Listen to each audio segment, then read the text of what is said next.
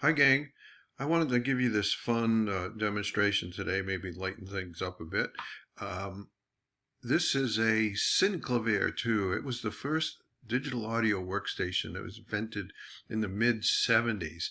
I mean, all it could do was you could load about a few seconds worth of audio in this, but when you did load it in, it would then be mapped to this keyboard so that you could just take any sound, and then as you played the different notes on the keyboard, it would tune the sound so that it would actually sound like an instrument. I mean, you could just take about anything and pop it in this machine if it was short enough, and it would create an instrument, a musical instrument. It was very expensive, about $80,000 back in the mid 70s. People like Stevie Wonder, Maurice Jarre, and other composers and musicians had them because they had more money than they knew what to do with. But it was still a fun instrument to have. I mean, you could just make an instrument, electronic instrument, out of any sound that you could pop in here. I used to use these, you could record into it, or you could use these giant discs, these floppy disks that held a couple of seconds worth of sound on them. Invented by a company from New Hampshire called the New England Digital, and this was invented in Australia right about the same time, just a little bit more powerful, had some a screen so you could actually see your waveforms on there, and made it a little easier to edit. It's called a Fairlight. Okay, and I want to just show you some modern sampling, so I'll just get out of this. And out we go.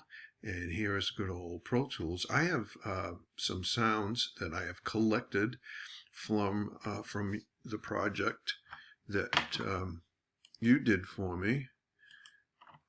You might recognize this person. That's KJ. And then I also have a sample from Shannon.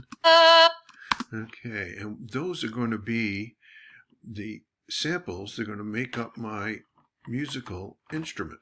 And then I'm going to play back using MIDI, which is the best way to, really the only way to play electronic music, from a keyboard. So I'm going to open up, let's see, I'm going to open up my sampler, a modern sampler, very powerful.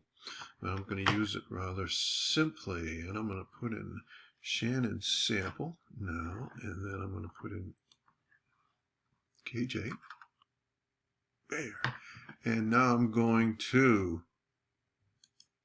map this to the keyboard. Actually, it comes out ready mapped, but I have to put in what's called a root note. That note Shannon is singing is an E, and so to make it be in tune, I've got to make sure that it's actually placed on an E. And I want to take and put it right up to here, so that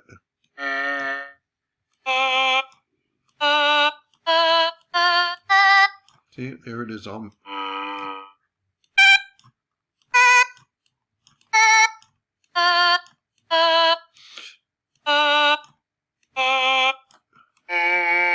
Kind of works like tape. If I were to hold down a very low note, even if it would last a long time.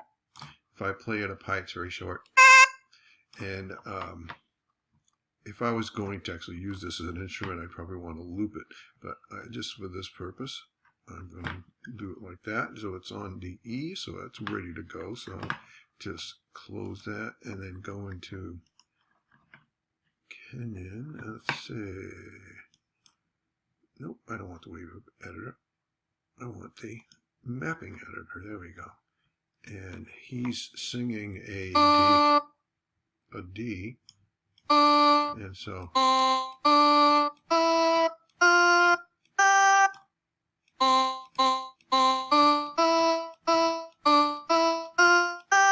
okay, that's all working very well.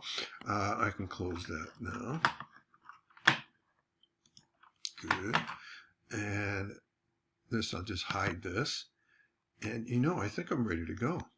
Let's see what this sounds like.